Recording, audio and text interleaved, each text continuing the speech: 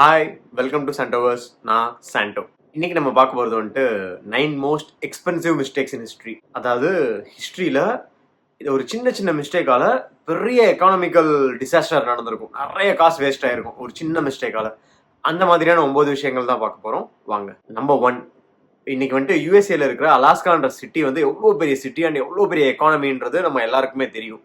ஆனால் அது ஒரு காலத்தில் வந்து ஜஸ்ட் ஒருத்தரோட சொந்த இடம், அவ்வளோதான். 1867ல அவருக்கு சொந்தமான அந்த அலாஸ்காவை வெறும் 60 கோடி ரூபாய்க்கு அவர் விற்கிறாரு. இன்னைக்கு வந்து அது கிட்டத்தட்ட ஒரு 10 லட்சம் கோடி ரூபாய்க்கான மதிப்பான ஊர் அது. அது மட்டும் கிடையாது, கொஞ்ச நாள் கழிச்சு அந்த ஊர்ல ஒரு தங்க சுரங்கம் இருக்கிறதையும் கண்டுபிடிக்கிறாங்க. இன்னும் கொஞ்ச நாள் கழிச்சு அந்த ஊர்ல ஆயில் ரிசோர்சஸ் இருக்கிறதையும் கண்டுபிடிக்கிறாங்க. என்னதான் நம்ம இன்வெஸ்டர்ஸ் வந்து ரியல் எஸ்டேட்ல பெருசா இன்வெஸ்ட் பண்ணாதீங்கன்னாலும் இந்த மாதிரி ரிசர்ச் பண்ணி தேடி பிடிச்சி ஒரு நல்ல இடத்த வாங்கணும்னா 60 கோடி கொஞ்ச நாள்ல 10 லட்சம் கோடியா கூட மாற சான்சஸ் இருக்கு. நம்பர் 2, நாசா வந்துட்டு ஸ்பேஸுக்கு வந்து ஒரு ஆர்பிட்டர் அனுப்புறாங்க. எங்கன்னா மார்ஸுக்கு. மார்ஸோட கிளைமேட்டை வந்து ட்ராக் பண்றதுக்கு. இதெல்லாம் நல்ல விஷயம் தானே. அந்த ஆர்பிட்டர் ஏதாவது கிராஷ் ஆயிடுச்சா, அதால பெரிய லாஸ் ஆயிடுச்சா, அதுதான் மிகப்பெரிய லாஸா அப்படின்னு நீங்க கேட்கலாம். என்ன ப்ராப்ளம்னா அது டேக் ஆஃப் ஆறதுக்குள்ளேயே மிகப்பெரிய லாஸ் ஆயிடுச்சு. எவ்வளவு லாஸ்னா கிட்டத்தட்ட 2700 crores.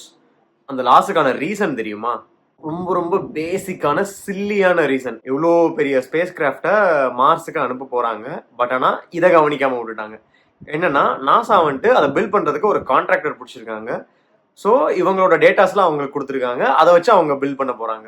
எங்க தப்பு நடந்திருக்கு அப்படின்னா, நாசா வந்துட்டு மெட்ரிக் சிஸ்டம் யூஸ் பண்ணுவாங்க, பட் அவங்க கான்ட்ராக்டர் வந்துட்டு இம்பீரியல் சிஸ்டம் யூஸ் பண்ணியிருக்காங்க. அதாவது மெட்ரிக் சிஸ்டம்னா இப்போ நம்ம மாடர்ன் டேல யூஸ் பண்ணிட்டு இருக்கிற கிலோமீட்டரு, லிட்டர், அந்த மாதிரியான அளவுகோல். இதே இது இம்பீரியல் சிஸ்டம்னா ஓல்டன் டேஸ்ல யூஸ் பண்ணிட்டு இருந்த கேலோன்ஸ், மைல்ஸ், அந்த மாதிரியான அளவுகோல். ஸோ 2 பேருமே இதை பத்தி டிஸ்கஸ் பண்ணவே இல்லை. நாசா என்ன நினைச்சிட்டாங்கன்னா, நம்ம கொடுக்குற சிஸ்டம் தான் கரெக்ட், நம்ம கொடுக்குற மெட்ரிக் சிஸ்டம் தான் கரெக்ட் அப்படின்ற மாதிரி நினைச்சிட்டாங்க. பட் கான்ட்ராக்டர் என்னன்னா அவங்க இம்பீரியல் சிஸ்டம் யூஸ் பண்ணிருக்காங்க. இந்த 2 டிஃபரன்ஸால என்ன இருக்குன்னா, அவங்க அந்த பில்ட் பண்றதுல எக்கச்சக்க கால்குலேஷன் மிஸ்டேக் ஆகி அந்த ஸ்பேஸ் கிராஃப்ட் வந்துட்டு மார்ஸோட அட்மாஸ்பியருக்குள்ள என்டர் ஆகும் போதே அந்த கால்குலேஷன்லாம் ரொம்ப தப்பா இருந்தனால டோட்டலாவே கொலாப்ஸ் ஆயிருச்சு. அண்ட் இன்ஸ்டன்ட்லி அது வெடிச்சு செதறிடுச்சு. யோசிச்சு பாருங்க, சின்னதா ஒரு மிஸ்கம்யூனிகேஷன், நாங்க இந்த மெட்ரிக் சிஸ்டம் யூஸ் பண்றோம், நாங்க இம்பீரியல் சிஸ்டம் யூஸ் பண்றோம்ன்ற ஒரு சின்ன கம்யூனிகேஷன் மிஸ்டேக்னால 2700 crores லாஸ் ஆயிருக்கு. நம்பர் 3, இந்த மாதிரியான பெரிய லாஸ் வந்து நம்ம வாழ்க்கையிலே நிறைய பேத்துக்கு நடக்குதுன்னு நினைக்கிறேன். மற்றவன் என்னடா எனக்கு பிளான் பண்றது, நானே எனக்கு பிளான் பண்ணிக்கிறேன்டா பெரிய லாஸ் அப்படின்ற மாதிரி. என்னன்னா கொடாக் வந்து 90s கிட்ஸுக்கு டெஃபினட்டா தெரிஞ்சிருக்கும். அண்ட் இப்போ இருக்கிறவங்களுக்கும் தெரிஞ்சிருக்கும்னு நினைக்கிறேன். தெரியாதவங்களுக்கு சொல்றேன், கொடாக் வந்துட்டு ஒரு மிகப்பெரிய அண்ட் கிட்டத்தட்ட மொனோபோலியான ஒரு ஃபிலிம் கேமரா கம்பெனி. அண்ட் ஃபிலிம்ஸும் அவங்க தான் டெவலப் பண்றாங்க. அந்த கேமரால யூஸ் பண்ற ஃபிலிம்ஸும் அவங்க தான் டெவலப் பண்ணிட்டு இருந்தாங்க. ஆனா 1975ல ஃபர்ஸ்ட் டிஜிட்டல் கேமராவை இன்வென்ட் பண்ணவங்களும் அவங்க தான். பட் இன்வென்ட் பண்ணிட்டு அவங்க என்ன நினைக்கிறாங்கன்னா, நம்ம எக்கச்சக்க ஃபிலிம்ஸ் ப்ரொடியூஸ் பண்ணிட்டோம், இப்பவே டிஜிட்டல் கேமராவை ரிலீஸ் பண்ணா ஃபிலிமுக்கான யூஸே இல்லாம போயிடும். ஸோ தட் நம்ம டிஜிட்டல் கேமராவை முடிஞ்ச அளவுக்கு டிலே பண்ணுவோம் அப்படின்ற மாதிரி அவங்க யோசிக்கிறாங்க. பட் காம்படிட்டர்ஸ் சும்மா இருப்பாங்களா?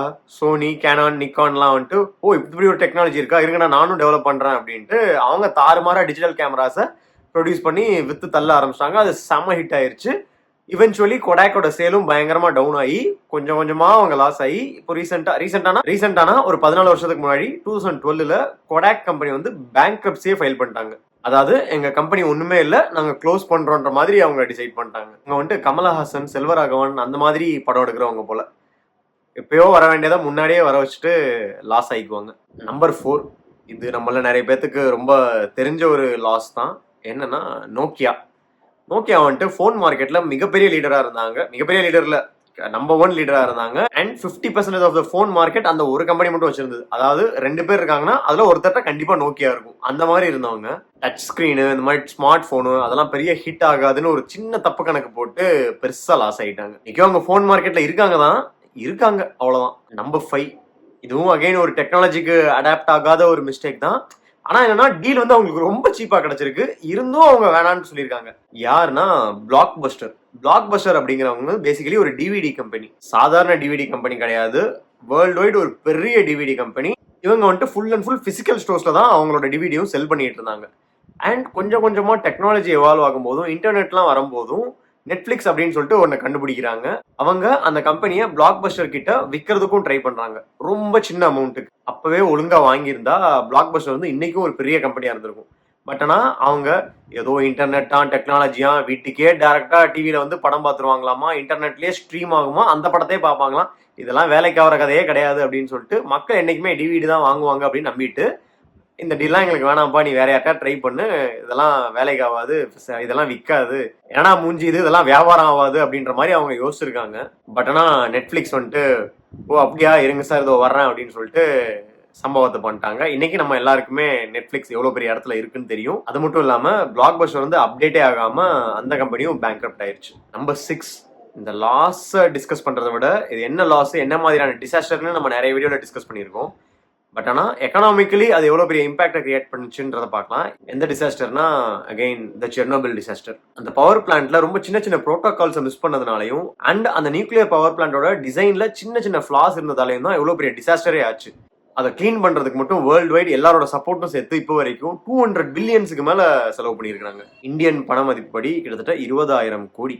அவ்வளோ பெரிய டிசாஸ்டர் இது. நம்பர் 7, பிரிட்டிஷ் பெட்ரோலியமோட ஒரு மிகப்பெரிய லாஸ். என்னன்னா கடலுக்கு அடியில ட்ரில் பண்ணி பெட்ரோல் எடுக்கிறதுக்கு நிறைய சில மெத்தட்ஸ் எல்லாம் இருக்கு. பட் ஆனா அவங்க அதெல்லாம் அவாய்ட் பண்ணிட்டு ஷார்ட்கட்ல இப்படி பண்ணலாம் அப்படி பண்ணலாம், ஈஸியா பண்ணிடலாம், சீக்கிரமா நம்ம பெட்ரோல் எடுக்க ஆரம்பிச்சிடலாம் அப்படின்ற மாதிரிலாம் யோசிச்சு தப்பா நிறைய பண்ணியிருக்காங்க. நிறைய பேர் சொன்ன சேஃப்டி வார்னிங்ஸ் அது எல்லாமே அவாய்ட் பண்ணிட்டு நான் இப்படிதான் பண்ணுவேன் அப்படின்ட்டு தப்பா நிறைய பண்ணியிருக்காங்க. ஸோ அவங்களோட ஆப்ரேஷன் டோட்டலா ஃபெயிலியர் ஆகி 11 பேர் இறந்துருக்காங்க. அண்ட் கடல்ல 87 நாளுக்கு வந்து ஆயில் லீக் ஆகிட்டே இருந்திருக்கு. என்விரான்மெண்ட்டையும் டோட்டலா கெடுத்து விட்டு அந்த கம்பெனியும் பயங்கர நஷ்டமாயி பெனால்டிஸ் அண்ட் கிளீனப்புக்கு மட்டும் அவங்க கிட்டத்தட்ட 65 பில்லியன் ஸ்பெண்ட் பண்ணியிருக்காங்க. படிங்கடான்னு சொல்ற மாதிரி படிச்சவங்க ஒழுங்கா ரூல்ஸ் ஃபாலோ பண்ணுங்கடான்னு நம்ம நிறைய சொல்லிட்டு இருக்கோம். இந்த மாதிரி சின்ன சின்ன சேஃப்டி ரூல்ஸை ஃபாலோ பண்ணாலே இவ்வளோ பெரிய பெனால்ட்டி அவங்க அவாய்ட் பண்ணி இருந்திருக்கலாம். நம்பர் 8, இது வந்துட்டு என்னன்னா கொய்யால ஜஸ்ட் மிஸ் அப்படின்ற மாதிரி இன்னைக்கு நம்ம எல்லாருக்கும் தெரிஞ்ச நம்ம டெய்லி யூஸ் பண்ற ஒரு கம்பெனி வந்து கிட்டத்தட்ட வெறும் 8 லட்சம் ரூபாய்க்கு விற்க ட்ரை பண்ணியிருக்காங்க. அதையும் யாரும் வாங்கல. 8 லட்சம்லாம் ரொம்ப அதிகம், இதெல்லாம் ஒரு டெக்னாலஜியே கிடையாது, இதெல்லாம் மக்கள் யூஸ் பண்ணவே மாட்டாங்க அப்படின்னு சொல்லிட்டு எல்லாருமே அவாய்ட் பண்ணியிருக்காங்க. அவங்கள கடைசி வரைக்கும் விற்க முடியல, அதனாலே அவங்க அந்த கம்பெனியை ரன் பண்ணிட்டே இருந்திருக்காங்க. எந்த கம்பெனினா கூகுளோட ஃபவுண்டர்ஸ் வந்துட்டு இது ஒரு சர்ச் இன்ஜின், ஃபியூச்சர் இதுதான் அப்படின்னு சொல்லிட்டு நிறைய பேர் அதை விற்க ட்ரை பண்ணியிருக்காங்க. பட் ஆனால் சர்ச் இன்ஜின்லாம் ஒரு விஷயமே கிடையாது, லைப்ரரிஸ் தான் மக்கள் போவாங்க, புக் வாங்கி தான் ரெஃபர் பண்ணுவாங்க. ஜஸ்ட் லைக் தட் இன்டர்நெட்லாம் யாரும் போய் சர்ச்லாம் பண்ணிட்டு இருக்க மாட்டாங்க அப்படின்னு நம்பி யாருமே அதை வாங்குறதுக்கு ரெடியாகவே இல்லை. இவங்க ரொம்ப டெட் சீப்பாக வெறும் 8 லட்சம் ரூபாய்க்குலாம் கோட் பண்ணி பார்த்துருக்காங்க, அப்பவும் யாரும் வாங்குறதுக்கு ரெடியாக இல்லை. சரி ஓகே நம்மளே கண்டினியூ பண்ணுவோம்னு கண்டினியூ பண்ண கம்பெனி தான் கூகுள். இன்னைக்கு வந்துட்டு அது $1 trillion கம்பெனி, நிறைய கண்ட்ரியோட ஜிடிபியோட ரொம்ப அதிகம். சம்டைம்ஸ் இப்படி தான் நம்மளும் கையில் வர்ற ஆப்பர்ச்சுனிட்டியை விட்டுருவோம்ல. Number 9, xerox. பேசிக்கலி அது ஒரு டெக்னாலஜியோட பேர் கிடையாது, ஒரு கம்பெனியோட பேர். ஜெராக்ஸ்ங்கிறது ஒரு கம்பெனியோட நேம். இதில் என்னடா லாஸ், இன்னைக்கு வரைக்கும் எல்லாருமே ஜெராக்ஸ் எடுத்துட்டு இருக்கோமே, அவங்களுக்கு பெரிய ப்ராஃபிட் வரணுமே நினைக்கலாம். ஆனால் மேட்ரு அது கிடையாது. என்னன்னா இன்னைக்கு நம்ம யூஸ் பண்ற மவுஸ், கிராஃபிக் யூசர் இன்டர்ஃபேஸ் அது எல்லாமே இன்வென்ட் பண்ணது அவங்க தான். ஒரு கம்ப்யூட்டர், ஒரு ப்ராப்பர் அசம்பிள்டு கம்ப்யூட்டரை கிட்டத்தட்ட இன்வென்ட் பண்ணது அவங்க தான்.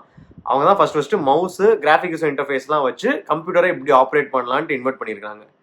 பட் ஆனால் இதை போய் என்னத்தை பெரிய டெவலப் பண்ணிக்கிட்டு அப்படின்னு சொல்லிட்டு விட்டுருக்காங்க. பட் லேட்டரா ஆப்பிள் கம்பெனி வந்துட்டு இதுதான்டா ஃபியூச்சர் அப்படின்னு சொல்லிட்டு காணிச்சு மேக்கின்டோஷ் அப்படின்னு சொல்லிட்டு அவங்களோட ஃபர்ஸ்ட் கம்ப்யூட்டரை ரிலீஸ் பண்றாங்க. பாருங்க, ஜெராக்ஸே ஆல்ரெடி பெரிய கம்பெனி தான், அவங்க ஒரு சூப்பர் இன்வென்ஷனும் பண்ணியிருக்காங்க. பட் ஆனால் அதை பெருசா கமர்ஷியலைஸ் பண்ணாம விட்டுட்டாங்க. இதை போய் என்னத்தை நம்ம பெருசா டெவலப் பண்ணிக்கிட்டு அப்படின்னு சொல்லிட்டு ஃப்ரீயா விட்டதை இன்னைக்கு நம்ம பார்க்குற ஆப்பிளோட ஒரு ஹிஸ்ட்ரி. எவ்வளோ பெரிய லாஸ் இல்லை ஜெராக்ஸுக்கு. யோசிச்சு பாருங்க, அவங்க லேட்டரா ஸ்மார்ட் ஃபோன் இண்டஸ்ட்ரிக்குள்ளே வந்திருக்கலாம், நம்ம எல்லாரும் ஜெராக்ஸ் ஃபோன்ஸ் யூஸ் பண்ணிட்டு இருந்திருக்கலாம். Xerox 11, Xerox 15, Xerox 17 max pro, ஃபன்னியாக இருக்குல்ல. ஸோ இதுதான் 9 காஸ்ட்லியஸ்ட் மிஸ்டேக்ஸ் இன் ஹிஸ்ட்ரி. இந்த வீடியோ பிடிச்சிருந்தா லைக் பண்ணுங்க, ஷேர் பண்ணுங்க, சப்ஸ்கிரைப் பண்ணுங்க. இந்த வீடியோ யாருக்காவது நினச்சா யூஸ்ஃபுல்லாக இருக்கும்னு நினச்சிங்கன்னா அவங்களுக்கு ஷேர் பண்ணுங்க. தேங்க்யூ. அண்ட் இந்த வீடியோ நமக்கு ஸ்பான்சர் பண்ணுறது expresschangos.in அப்படின்ற ஒரு டிஷர்ட் பிராண்ட். இவங்கள்ட்ட சூப்பர் ரிலேட்டட் ஃபன்னியான டிஷர்ட்ஸ் நிறைய இருக்கும். அண்ட் நிறைய தமிழ் டிஷர்ட்ஸ், ரொம்ப யூனிக்கான தமிழ் டிஷர்ட்ஸ், எங்கேயும் கிடைக்காத டிஷர்ட்ஸ் இவங்கள்ட்ட நிறைய இருக்கும். நீங்க என்ன ஒரு வே ஆஃப் எக்ஸ்பிரஷன் பண்ணணும்னு நினைச்சீங்கன்னாலும், எந்த ஒரு ஸ்டேட் ஆஃப் எக்ஸ்பிரஷன் பண்ணணும்னு நினைச்சீங்கன்னாலும் இவங்கள்ட்ட அதுக்கேற்ற ஒரு டிஷர்ட் டெஃபினட்டா இருக்கும். ஜஸ்ட் ப்ரௌஸ் பண்ணி பாருங்க. நீங்க சாண்டோவர்ஸ் அப்படின்ற கோட் யூஸ் பண்ணீங்கன்னா உங்களுக்கு எக்ஸ்ட்ரா டிஸ்கவுண்ட்ஸ்லாம் கிடைக்கும். ப்ரௌஸ் பண்ணி கோட் யூஸ் பண்ணி சூப்பராக டிஷர்ட்ஸ் வாங்கிக்கோங்க. தேங்க்யூ.